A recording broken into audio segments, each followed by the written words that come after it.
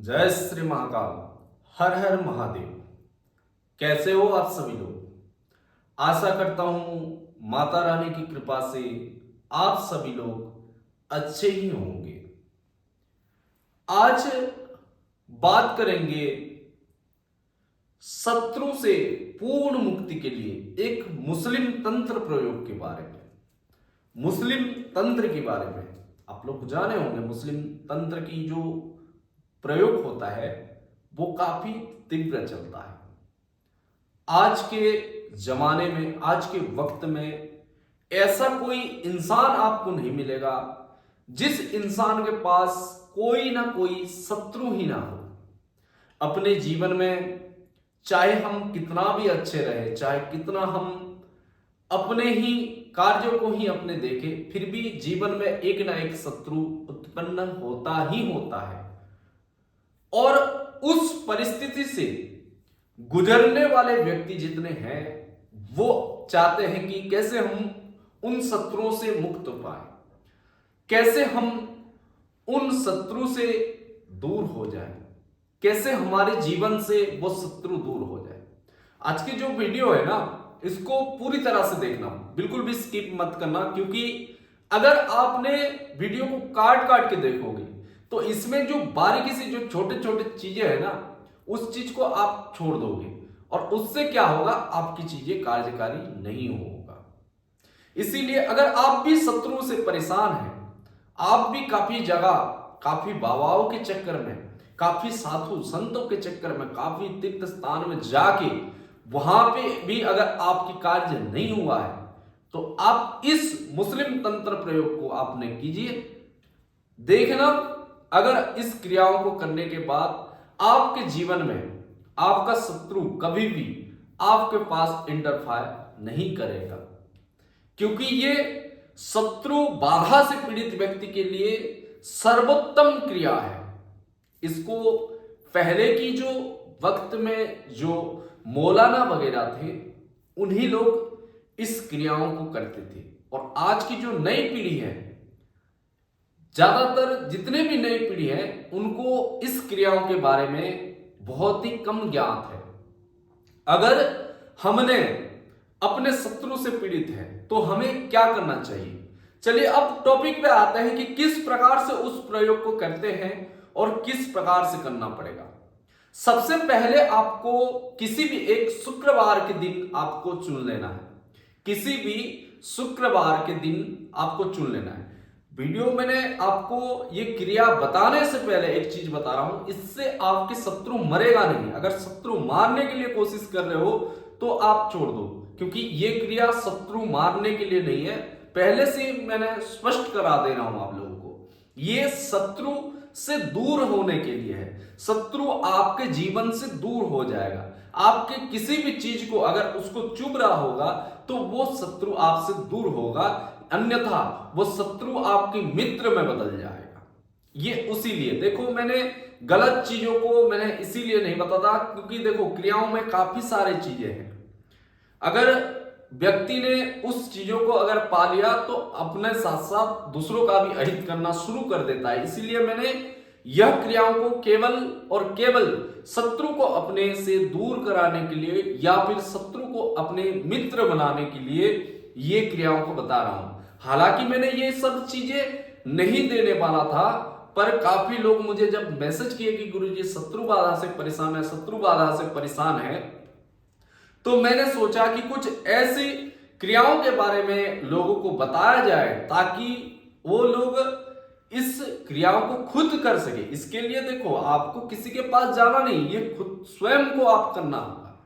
किसी भी शुक्रवार दिन एक चुन लेना है और उस शुक्रवार के दिन किसी भी कब्रिस्तान के पास आपको जाना है या फिर किसी भी दरगाह हो उसी के पास आपको जाना है।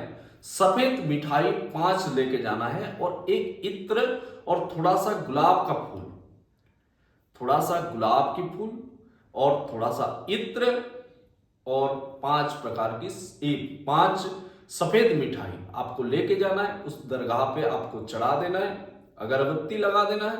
अगरबत्ती लगाने के बाद 3 नींबू लेके जाना है। वहां पे 3 नींबू लेके जाना है।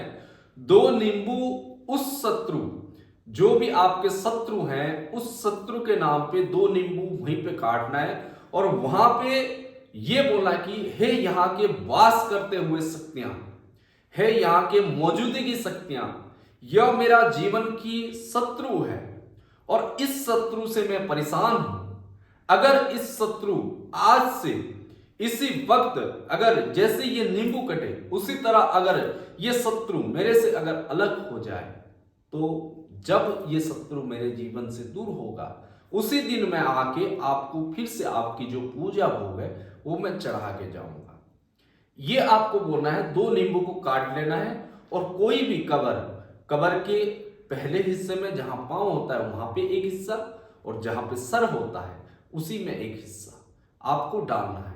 2 नींबू को काट के आपको एक एक हिस्सा डालना है और जो एक नींबू है उस नींबू को उस कबर के पास टॉर्च करके आपको लेके आना है और किसी भी एक चौराहा देखना है, अपने ही आसपास कहीं एक चौराहा देखना है और उस चौराहे पे थोड़ा सा लौंग और 4 कील, एक सफेद कागज लेके जाना है और उस कागज में आपको उन शत्रु का नाम लिखना है, उसका एड्रेस लिखना है, उसका पिताजी का नाम लिखना है।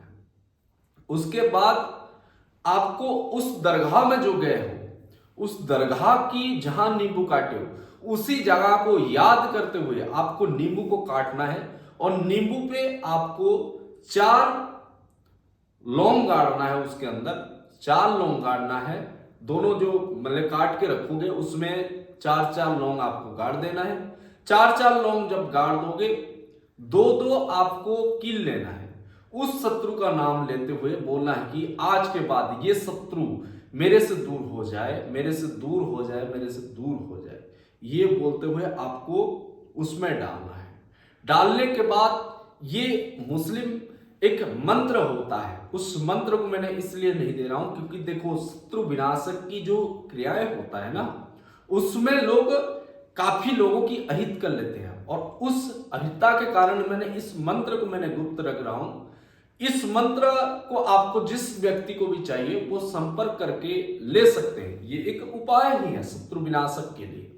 तो उस मंत्र को मैंने दे दूंगा। उस मंत्र पढ़ते हुए आपको दोनों हाथ से नींबू पकड़ना है। जो एक नींबू को काटे हो दोनों हिस्सा में और दोनों में जो कील और लौंग गाड़े हो उसमें सिंदूर डाल देना। सिंदूर डाल के दोनों हाथ में पकड़ना है और पकड़ने के बाद आपको उस मंत्र का 11 बार उच्चारण करना है। 11 बार उच्चारण करने के बाद आपको जो चौराहा है, चौराहे की जो 2 रास्ते जहां पर है दोनों रास्ते पे आपको फेंक देना है और एक रास्ता जहां से आप आए हो और जहां से जाओगे उस रास्ता को छोड़ के बाकी दोनों रास्ते पे आपको एक एक पीस फेंक लेना है और आपको वहीं से आ जाना है, पीछे मुड़ के नहीं देखना है।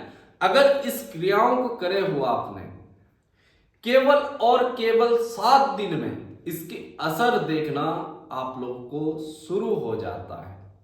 और ये चीजें ऐसा कोई भी व्यक्ति नहीं है जो नहीं कर सकता क्योंकि इसमें ज्यादा खर्च भी नहीं आता, हर कोई व्यक्ति कर सकता है। अगर आप भी अपने शत्रु से परेशान हो तो आप जरूर इस क्रियाओं को एक बार करके देखिए क्योंकि ये काफी प्रभावशाली है। अनेकों लोगों को इस क्रियाओं को करवा चुका हूं मैंने और अनेकों लोगों का मुझे इसका प्रभाव और रिजल्ट मुझे देखा है। ऐसा कोई भी व्यक्ति नहीं है जिसको मैंने दिया है तो वो बोला है कि गुरुजी इस क्रियाओं में मुझे कोई फायदा नहीं मिला, क्योंकि भाई मैंने आप लोगों को वही चीजें देता हूं जो मैं पहले लोगों को आजमाया चुका होता हूं, तभी जाके मैंने यूट्यूब पे देता हूं ताकि मेरे से जितने भी चाहने वाले हैं, मुझे जितने भी देखने वाले हैं, तो वो व्यक्ति इतने भड़काव में ना पड़े और जो चीजों को करे वो बिल्कुल अपने समय व्यर्थ ना करके उस कार्य को वो अपना संपन्न कर पाए।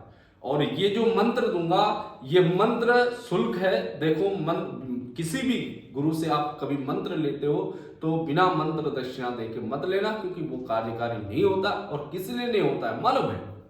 क्योंकि जो मंत्र की जो ऋण होता है उस ऋण को चुकाना होता है। अगर मंत्र के ऋण को नहीं चुकाओगे तो वो मंत्र फिर अपना नहीं होता। इसीलिए उस मंत्र का ऋण चुका के उसके लिए कुछ शुल्क रखा गया है। उस शुल्क दे के आप उस मंत्र को लेके इस क्रिया को करके अपने शत्रु बाधा से आप दूर हो सकते हो। आशा करता हूं आज की वीडियो आप लोगों को बहुत पसंद आया होगा। अगर पसंद आया है तो चैनल को लाइक करें, सब्सक्राइब करें और ज्यादा से ज्यादा शेयर करें ताकि ज्यादा लोगों तक हम पहुंच सके और ज्यादा लोगों की मार्गदर्शन कर पाए। जय श्री महाकाल। आप सब लोगों को हर हर महादेव।